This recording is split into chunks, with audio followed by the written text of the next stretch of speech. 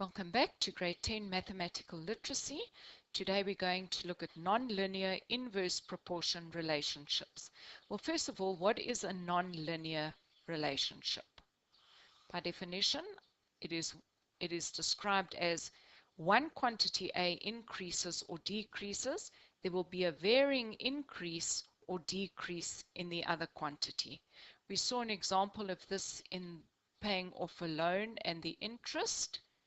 As this increased, the months increased, less and less had to be paid off. Another one is throwing a ball into the air. We throw it up, it reaches its ultimate point and comes down again. So this is increasing and decreasing. So both of these are non-linear relationships. They do not have a line graph, a straight line graph.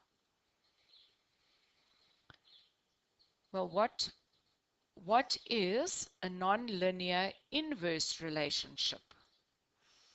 Two quantities A and B are inversely proportional if, as A increases, B decreases. There is a constant product between the variables in a linear relationship. There was a constant difference. Right, let's look at example 1. One of Mkosi's friends is trying to convince her to join a lift club to travel to work every day. The cost of petrol is about 500 Rand a month. This would be shared equally among all of the people in the lift club. They will travel per car. There are 5 of them in the car. So what would happen? If Mkosi went on her own, okay, so number of people she can take. If she went on her own, she would pay 500 Rand. What would happen if there were 2 of them in the car? Well, they would each pay half the petrol price. If there were 3 in the car, let's look and see what happens.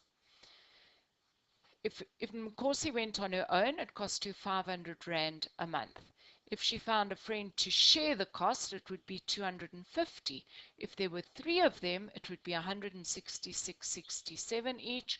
4 of them would pay 125 Rand each, and 5 would pay 100 Rand each. Remember, this is inversely proportional because these values are increasing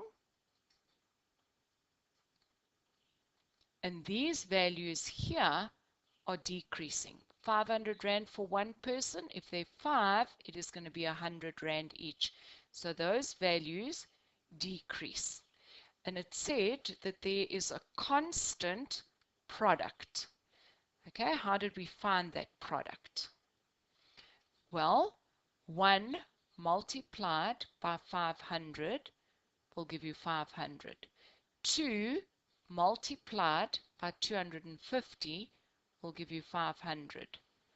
3 multiplied by 166.67, that's the rounded value, is 500. 4 multiplied by 500 will give you 500. So the product is constant. Remember, linear, we had a constant difference. So when I subtracted these two, I got the same value each time. But inverse proportion, if I multiply these two together, I must get the constant product. Let's look at what this looks like on a graph. Well, if Nkosi goes on her own, she has to pay 500 Rand. If she has a partner to go with her, each will pay 250. If there are 3 people, each would pay the 166 Rand 67. If there are 5 people, they would each pay 100 Rand. Note the relationship between the number of people, mention the horizontal axis, and the cost per person. Okay, the number of people in the car and the amount that each will have to pay for petrol. Mention those in your heading.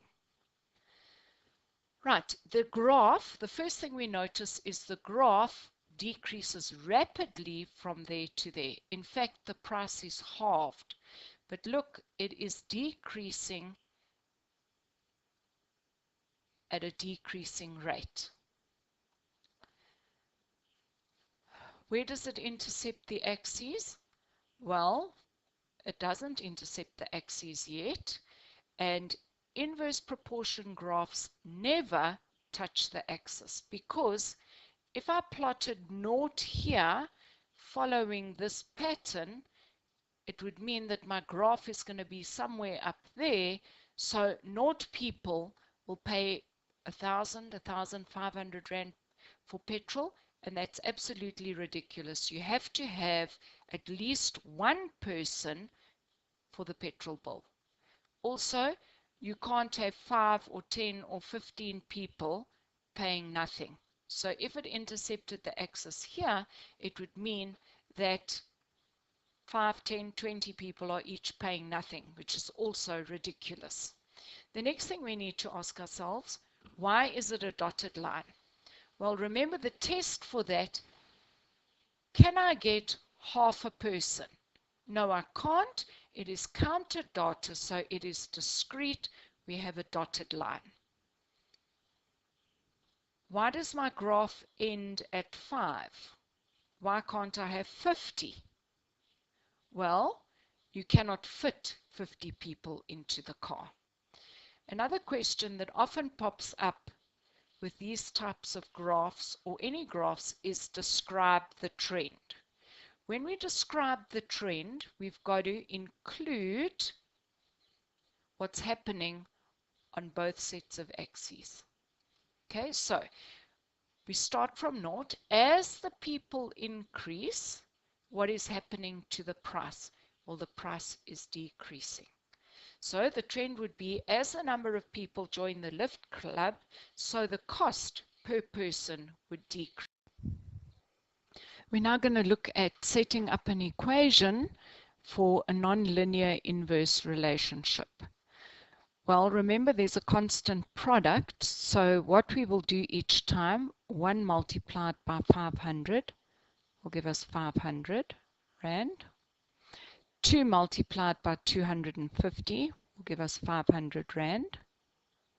3 multiplied by 166.67 will give us 500 Rand.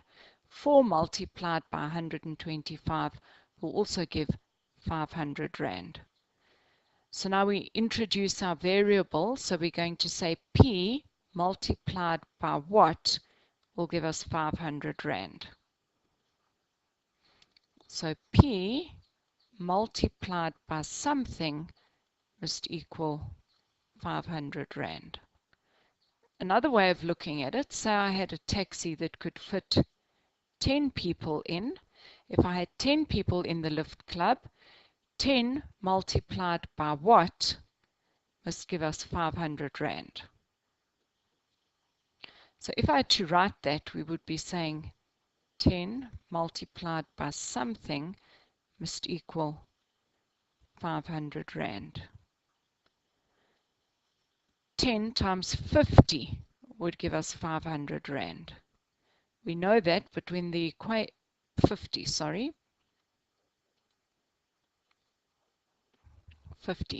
but when the equations are more difficult, we need to have a method to do this. So we know 500 divided by 50 will equal 10. So the equation of an inverse relationship would be, you take your product, which is 500 Rand, divided by the number of people. And that would equal the cost.